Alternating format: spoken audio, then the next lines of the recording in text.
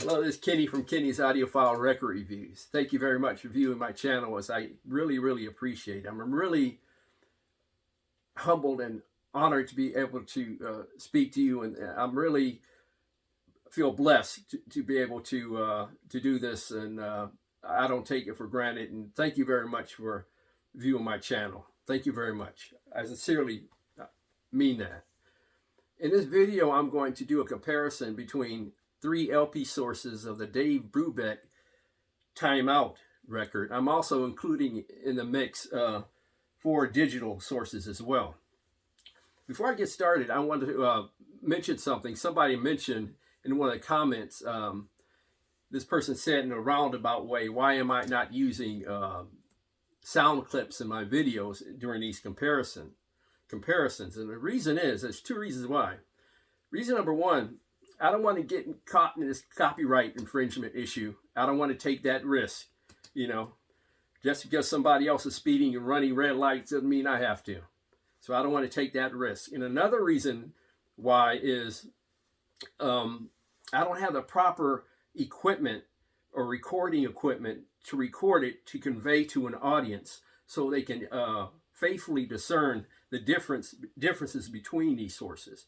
I would be doing a deep and grave injustice if I were to do it on what I'm recording on now. So those are the 2 reasons why. I don't want to, like I said, I don't want to record it and, you know, and not be able to show these this fabulous recording in its most grand fashion. If I can't display it properly, I don't want to get involved in those type of recordings. So those are the 2 reasons why. Anyway, also I like to point out, as I always say, these comparisons are subjective. A lot has to do with your equipment. A lot has to do with your setup of your equipment, your ears, and just your personal opinion on what you think sound should basically sound like. So it's very subjective. So you have to keep that in mind.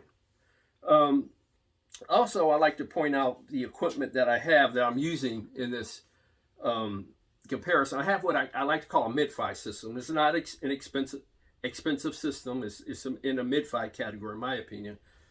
I have a Riga P8 turntable with a Feta 3 cartridge with a West, that's WHEST 0.20 phono stage. My digital chain is a Sony XA9000ES Super Audio CD player. That's a XA9000ES. Also, my DAC is a Luxman DA06 digital D-to-A converter.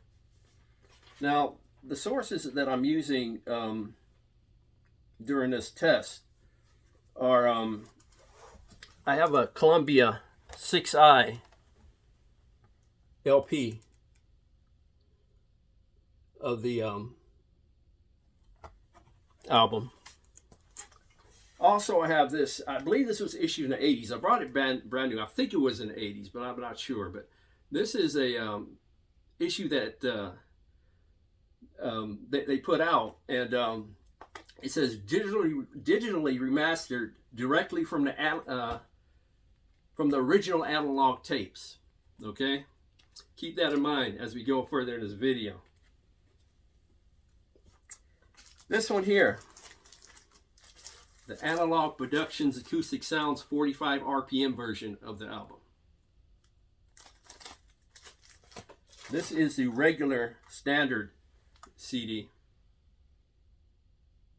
from Sony. This is the SACD issue from Sony. This is the Ultra HD 32-bit version. Oh, you can see that. And this is the K2 HD. Oh, also on my background, Brother Starker. This is a cool box set. Okay, now when I did this test, I was looking for certain aspects of the recording. You know, each song I was looking for different things to listen to. For example, in take 5, how the drum, the sound of the drum, how it you hear it around the area of the left speaker, and then on a good recording of this album, it echoes through the center of the soundstage. Every time he hits it hard, you hear the echo. Like you hear the echo in the room, and it sounds fabulous. Also, the detail of Eugene Wright's bass, the three-dimensional aspect of his bass as he's playing, and also, Paul Desmond as he plays in the center of the soundstage, how defined that is. My speakers, they're not these. These are my rear speakers that I use on rare occasions. They're sitting on the big bass section of it. But my speakers in the front of my music room are 67 inches tall. So it creates a tall, three-dimensional soundstage. It sounds fabulous. So I'm able to point up a little bit to Paul Desmond when he plays, and it's a fabulous experience, I must say. So I'm listening to, like I said, the detail of the three-dimensional aspect of this fabulous recording, and it is a fabulous recording nonetheless.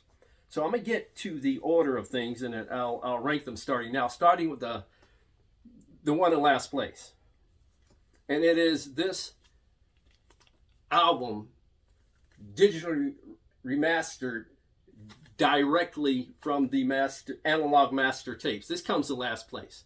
Let me tell you something. This thing's awful. I mean, it's bad. I mean, it's really bad. It's messed up. I mean, this thing is messed up. I mean, I don't use four-letter words, but the four-letter word for messed up, that's this right here. I'm being serious. This is bad. Now, I normally don't bag on recordings that bad. I mean, to this degree, but this is bad. I mean, even the soundstage, I notice, when I'm hearing the drum solo on take 5, it's a little bit, it's further in from the left speaker. And it's not as defined. The soundstage axis, the 3D dimensional axis is thrown off, and it's flat. That's a bad version of the album.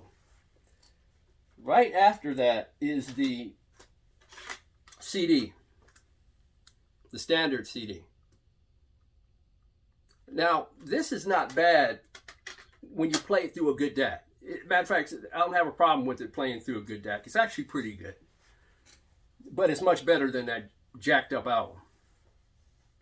Now, coming next, the K2 HD and the Ultra HD 32-bit, along with the SACD, are all on the same level.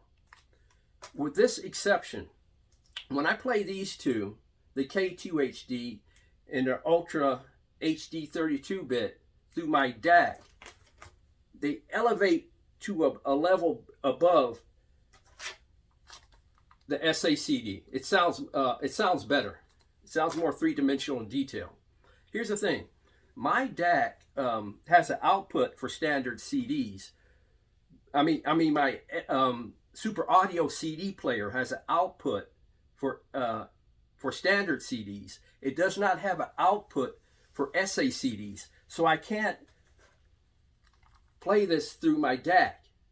If I were, I think it would probably be on the same level as the K2 HD and the Ultra HD. So this is what I decided to do. I decided to put them on the same level or as a tie. And the difference or the variances between the three, when I just play them through my SACD player, they're very slight. I mean, you got to strain to notice differences between the three. They're that close. So I'm going to put them on the same level. So that's a tie, basically. Now, coming in second place is a original Columbia 6i version. That sounds awesome. I mean, everything is well defined. Like I said, the drum solo and take 5, as you hear the echo come from around the area of the left speaker to the center of the sound stage, you hear more presence, more depth, more definition. Paul Desmond, I point up to him, and I see, I can just, it's almost like I can see him, you know. I can hear the detail. I can hear slight echo in his playing. You know, same with Eugene Wright's bass. You know, it sounds three-dimensional. You know, it sounds more crisp and defined, and it's very three-dimensional. This is a fabulous, the Columbia 6i is a fabulous version of that. Boy, if you have an opportunity to seek that out, if you can find one and it's cheap, I would definitely consider that one. But what comes in first place is an Analog Productions acoustic sounds version. It's just on a little bit higher level than the original pressing that I have. Okay, this, listening to this is a grand and fabulous experience that you just have to hear it. It's just hard to describe. It's almost like the players are in the room with you. You know, Dave Brubeck, even when he's coming through a speaker, whether it's a right speaker or left, it sounds three-dimensional. You hear like, it's like he's in a three-dimensional space. The drum, like I described earlier when on take 5, the echo when it comes from left speaker to the center of the sound stage, that's a little bit more grand and defined. It's amazing, and I just simply don't have words to describe how awesome this is. This is very three-dimensional, very lifelike.